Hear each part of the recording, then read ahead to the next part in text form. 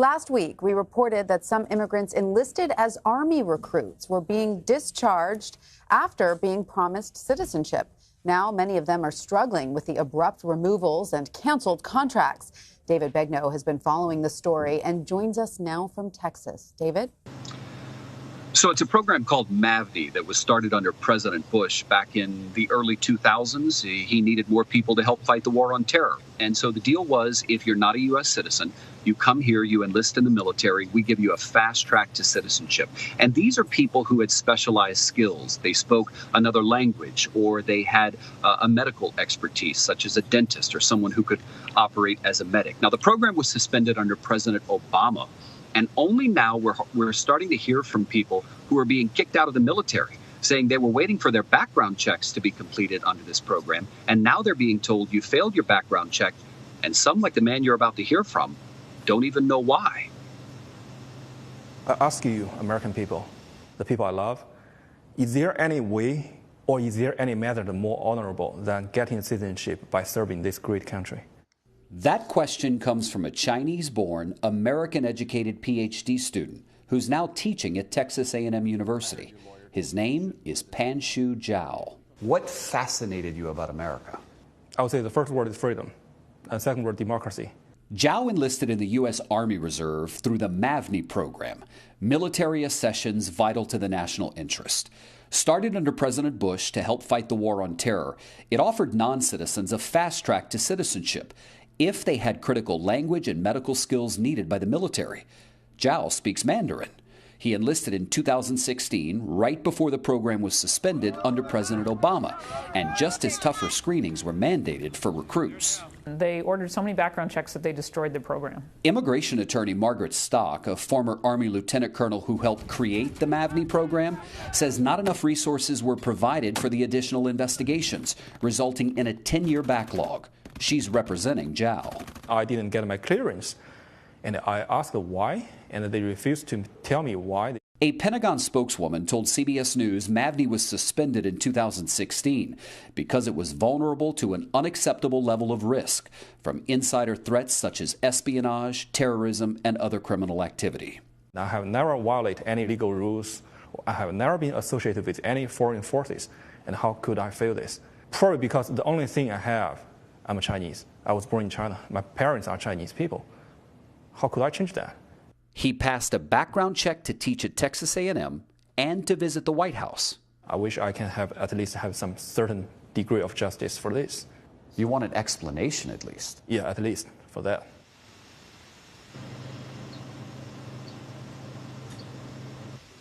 Mr. Zhao is still teaching at Texas A&M University. He'd like to continue. In fact, Tanya, I asked him, so what are you going to do now? I mean, do you think you're going to be deported?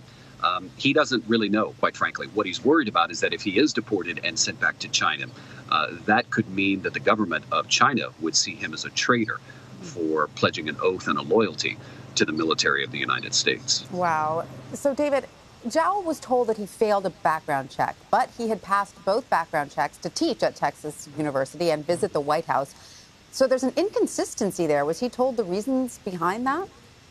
Well, it's interesting because, you know, you do undergo a background check, and he visited the White House, and any White House visitor undergoes a background check. And he actually went to the Republican National Committee headquarters, also toward that. And, of course, he underwent a background check at Texas A&M, where he's currently teaching. So, listen, I don't know every detail about the military background check, but the bottom line is he's not being given the detail that you would think he deserves, right? Mm-hmm. He's saying, hey, listen, I came here, I signed up, I swore an oath, I went every month to Houston and did my military training, so to speak, and I was just waiting. It took 2 years for them to get back to him and say, listen, you're out, you failed the background check, but we're not going to tell you why. And Zhao is just one of dozens of enlistees who've been waiting years to be cleared for duty before now being told that they aren't eligible. How will this rejection affect their immigration status?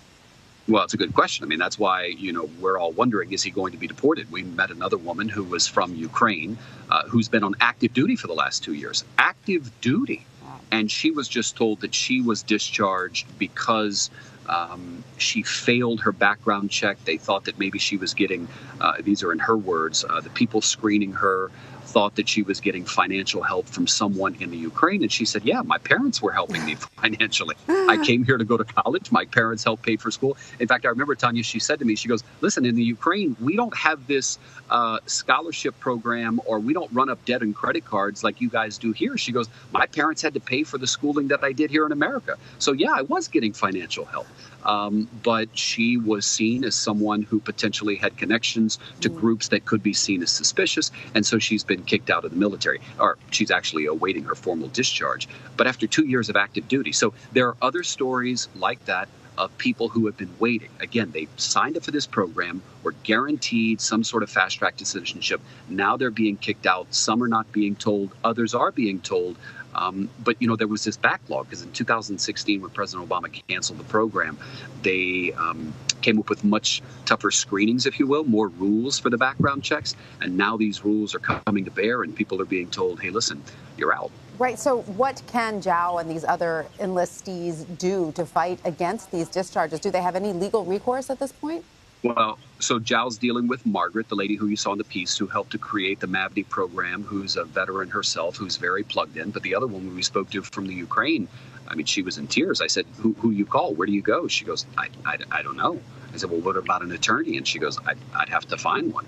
So not everybody has an answer on that just yet. They are still waiting to find out.